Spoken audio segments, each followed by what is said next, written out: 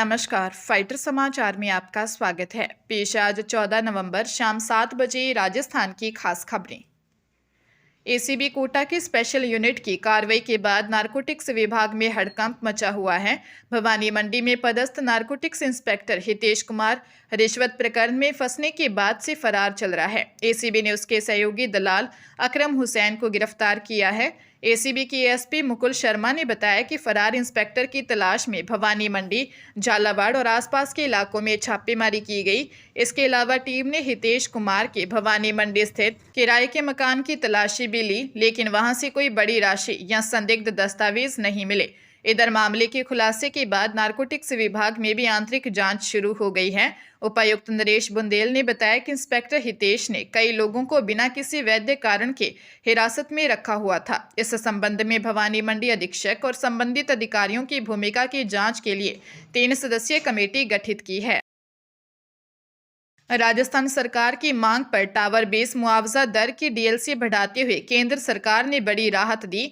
साथ ही सीएम भजनलाल शर्मा की दिल्ली में कई केंद्रीय मंत्रियों के साथ ईआरसीपी, जयपुर मेट्रो फेज 2 और ऊर्जा परियोजना के मुद्दे पर चर्चा हुई। सीएम भजनलाल शर्मा ने दिल्ली में केंद्रीय शहरी विकास एवं ऊर्जा मंत्री मनोहर लाल खट्टर, केंद्रीय जल शक्ति मंत्री सीआर पाटिल, केंद्रीय मंत्री जयंत चौधरी से मुलाकात की। सीएम भजनलाल शर्मा ने खट्टर से मुलाकात के दौरान जयपुर मेट्रो फेज 2 व कई विद्युत परियोजनाओं को गति देने के संबंध में चर्चा की। केंद्रीय मंत्री सीआर पाटिल से मुलाकात के दौरान फिरोजपुर फीडर रीलाइनिंग एवं रामजल सेतु लिंक परियोजना की प्रगति को लेकर चर्चा हुई। बैठक में बताया गया कि किसानों के हित में टावर बेस मुआवजा दर को डीएलसी दर के 400% तक बढ़ाया गया है। अलवर जिले के शिवाजी पार्क थाना क्षेत्र में क्रिप्टो करेंसी में निवेश कर रुपए डबल करने का झांसा देकर 85 लाख रुपए की ठगी का मामला सामने आया है। मामले में मोराका तहसील नगर निवासी सचिन गुर्जर ने कोर्ट इस्तगासे के माध्यम से रिपोर्ट दी कि करीब 1 वर्ष पूर्व उसकी पहचान गौरव यादव से हुई थी। गौरव ने अपने पिता अजय यादव और मां मंजू बाई से भी उसकी मुलाकात करवाई थी। आरोपियों ने सचिन को क्रिप्टो करेंसी में रुपए लगाकर दोगुना मुनाफा कमाने का लालच दिया और उसके मोबाइल में एक ऐप डाउनलोड करवाया। उन्होंने कहा कि वे जिन खातों में रुपए डालने को कहें उनमें राशि जमा कर दी। इस पर पीड़ित ने अलग अलग तिथियों में स्वयं वे अपने रिश्तेदारों के खातों से कुल 85 लाख रुपए ट्रांसफर कर दिए। आरोपियों ने 10 सितंबर 2025 तक राशि दोगुनी कर लौटाने का वादा किया। बाद में रुपए वापस मांगे तो झूठे मुकदमे में फंसाने की धमकी दी। पुलिस मामले की जांच कर रही है। सड़क सुरक्षा सुनिश्चित करने और दुर्घटनाओं पर नियंत्रण के उद्देश्य से दिल्ली मुंबई एक्सप्रेस वे पर लेन ड्राइव सिस्टम लागू किया गया है। अलवर जिला पुलिस की ओर से सड़क सुरक्षा सुनिश्चित करने और दुर्घटनाओं पर नियंत्रण के उद्देश्य से दिल्ली मुंबई एक्सप्रेस वे पर लेन ड्राइव सिस्टम लागू किया है। ऐसे में 4 लेनों पर वाहनों की श्रेणी के हिसाब से गति सीमा तय की गई है। एसपी सुधीर चौधरी ने बताया कि एएसपी मुख्यालय कामले शरण गोपीनाथ और एएसपी ग्रामीण डॉक्टर प्रियंका की नेतृत्व में थाना राजगढ़, रैनी, लक्ष्मणगढ़, बड़ौदा मेव और यातायात पुलिस टीमों को प्रभावी निगरानी और कार्रवाई के निर्देश दिए हैं। उन्होंने बताया कि हाईवे पर निर्धारित स्थानों को छोड़कर पार्किंग पूरी तरह प्रतिबंधित रहेगी। नियमों का उल्लंघन करने वाले वाहनों के खिलाफ यातायात अधिनियम के तहत कानूनी कार्रवाई की जाएगी। पंजाब के लुधियाना में गारमेंट तैयार करने वाली 3 लोगों की एक फर्म ने एक कपड़ा व्यापारी से 1 करोड़ 20 लाख की ठगी कर ली। कपड़ा व्यापारी ने पुलिस को शिकायत दी। लंबी चली जांच पड़ताल के 2 साल बाद इलाका पुलिस ने आरोपियों के खिलाफ धोखाधड़ी के आरोप में केस दर्ज किया है। अंकुश नेटिंग वर्कर्स प्राइवेट लिमिटेड के मालिक अंकुश अरोड़ा ने बताया कि 2021-22 में उसने प्रतीक दीवान, नरेश कुमार व कनव जैन को करीब 1 करोड़ 20 लाख रुपए का कपड़ा दिया। आरोपी कपड़ा लेकर गर्मी और सर्दी का माल तैयार करते थे। आरोपियों ने कपड़ा खरीदा और माल तैयार किया व बेच दिया, परंतु उसकी फर्म का ऋण अदा नहीं किया। आरोपियों ने न तो माल वापस किया न ही रुपए लौटाए। इसके बाद उन्होंने कई बार उनसे रुपए मांगे, परंतु आरोपियों ने पैसे देने से इनकार कर दिया। वे उल्टा उसे धमकाने लगे। जांच अधिकारी दविंदर सिंह ने बताया कि पहले तीनों आरोपी आपस में पार्टनर थे। फिलहाल आरोपियों की तलाश की जा रही है और जल्द ही उन्हें काबू कर लिया जाएगा। टोंक जिले में ऑनलाइन गेम में मोटा मुनाफा कमाने का सपना दिखाकर लोगों से ठगी करने वाले युवक को बरौनी पुलिस ने दबोचा है। आरोपी सोशल मीडिया पर फर्जी प्रोफाइल और झूठे सबूतों के जरिए लोगों को अपने जाल में फंसाता था। पुलिस ने उसके कब्जे से एक लग्जरी कार व मोबाइल फोन जब्त किया है। आरोपी से पूछताछ में लाखों की साइबर ठगी का खुलासा होने की संभावना जताई जा रही है। थानाधिकारी ब्रजेंद्र सिंह ने बताया कि गिरफ्तार युवक ओम प्रकाश मीणा निवासी हरदेवा की ढाणी जामडौली है। आरोपी ऑनलाइन गेमिंग के नाम पर आसपास के ग्रामीणों और युवाओं को फर्जी लिंक और मैसेज भेजकर फंसाता था। वह मोटी रकम जीतने का लालच देकर लोगों से विभिन्न खातों में निवेश करवाता और बाद में रकम हड़प लेता था।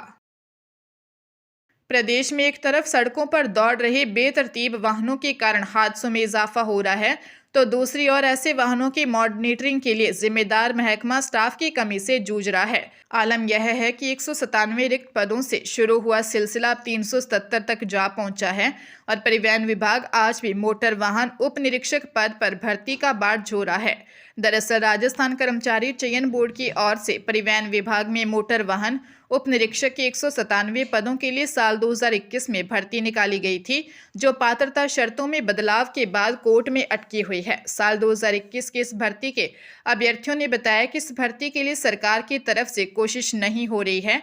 ऐसे में परिवहन विभाग में निरीक्षक और परिवर्तन के लिए पर्याप्त अधिकारी नहीं होने के कारण न सिर्फ सड़क सुरक्षा प्रभावित हो रही है, बल्कि राजस्व और आमजन दोनों को नुकसान हो रहा है। हरियाणा की भिवानी पुलिस ने फर्जी कंपनी व वेबसाइट बनाकर लोगों से लाखों रुपए ठगने वाले 3 आरोपियों को गिरफ्तार किया है, जो लोगों को पैसा डबल करने का झांसा देकर रुपए ऐंठते हैं। जिन्होंने पैसे निवेश करके चैन सिस्टम से लोगों को शामिल किया, वेलकम गिफ्ट दिए और लोगों को कुछ शुरुआत में पैसा भी वापस दिया ताकि लोग उनके झांसे में आ जाएं। इन आरोपियों ने एक रिटायर्ड एयरफोर्स ऑफिसर व दूसरा पहले ही एक कंपनी फेल होने के बाद दूसरा दोबारा बनाई थी।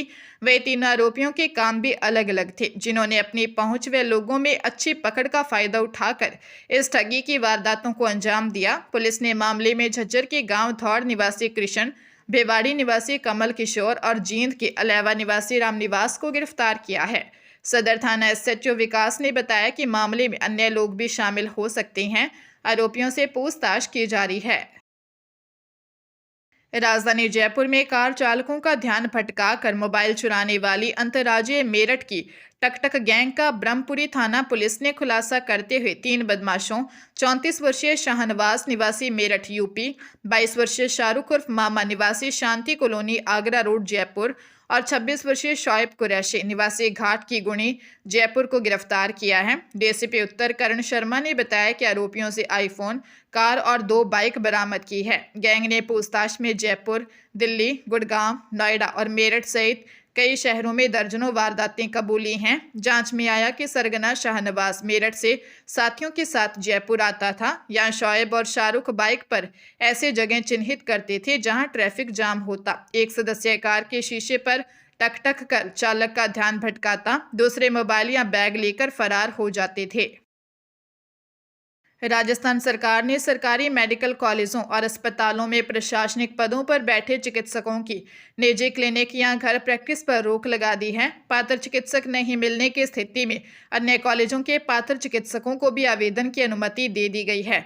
ये बदलाव चिकित्सा शिक्षा विभाग की नई गाइडलाइन के तहत लागू किए हैं। चिकित्सा शिक्षा सचिव अबरीश कुमार ने बताया कि प्रधानाचार्य और संबद्ध अस्पतालों के अधीक्षक अब प्राइवेट प्रैक्टिस नहीं कर सकेंगे। वे अपने आचार्य या वरिष्ठ आचार्य पद के कार्यों के लिए अधिकतम 1/4 समय ही दे पाएंगे। चयनित प्रधानाचार्य एवं अधीक्षक को विभागाध्यक्ष या यूनिट हेड बनने की अनुमति नहीं होगी। आवेदन पत्र के साथ उन्हें यह शपथ पत्र देना होगा कि वे पूर्णकालिक रूप से अपने पद पर कार्य करेंगे। प्रधानाचार्य के लिए वरिष्ठ आचार्य पद पर कार्यरत एनएमसी मानदंडों के अनुसार पात्र शिक्षक ही आवेदन कर सकेंगे।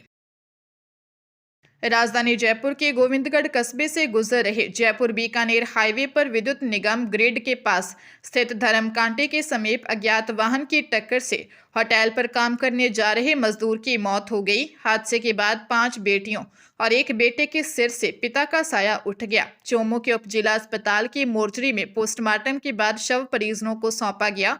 वही परिवार में कोहराम मच गया। पूर्व सरपंच गोपाल डैनवाल ने बताया कि 52 वर्षीय महेंद्र डैनवाल होटल में दैनिक मजदूरी का कार्य करता था। रोजाना की तरह वह घर से राजमार्ग किनारे पैदल ही होटल जा रहा था, लेकिन धर्मकांटे के पास अज्ञात वाहन ने उसे टक्कर मार दी। गंभीर घायल अवस्था में उसे गोविंदगढ़ सीएचसी ले जाया गया, जहां चिकित्सकों ने मृत घोषित कर दिया।